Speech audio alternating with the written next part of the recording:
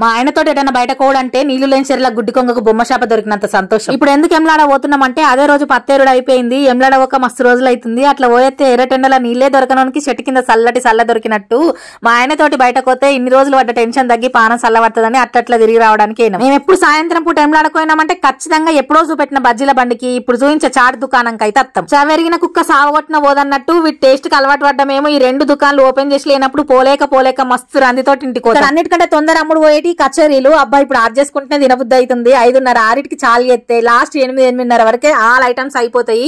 అంత మంది జనాలు వస్తారు. ఊర్లు గట్టేర్ల పక్క పొంటి తినే పానిపూరి టేస్టే మంచిగా ఉంటదని అనుకునేటోళ్ళు ఒక్కసారికి షాప్ లో తినిసూడుర్రి. దెబ్బకు మోర్ల పొంటి ఉండే బండ్లన్నీ మూతవని చెప్పినా కానీ మేము ఏం తిన్నామో చెప్పలేదు కదా. సేవ్ పూరి, దహిపూరి, బేల్పూరి, కచోరీ తిందామని పోతే జస్ట్ నేను అడుగు పెట్టుతోటి అయిపోయినాయి. అందుకే ఇవి తిన్నాం. మీరు ఎప్పుడు ఎంలాడకి వచ్చినా ఈ దుకాణానికి వచ్చినైతే మర్చిపోతున్నాయి. ఈ దుకాణం అడ్రస్ బద్దుపోచమ్మకి రాజన్న గుడికి మధ్య తొవ్వల కుడిచేయి బందుకు ఒక సందులు ఉంటది. ఎప్పుడు వచ్చినా జల్దీగా రారి, ఎందుకంటే తొందర అయిపోతాయని చెప్పిన కదా. ఆయన పత్తరుడు అయిపోయిందన్న సంబరంలో కక్కా ముక్క సుక్కలేని కడుపు నిండా కమ్మడి దావత్ ఇచ్చిండు. వాళ్ళిద్దరు మంచిగా స్వెటర్లు వేసుకొని వచ్చిర్రు. నేనేమో స్టైల్ గా డ్రెస్ వేసుకొని గువ్వ పిల్లలే కనుక్కుంటూ ఇంటికి పోయినా.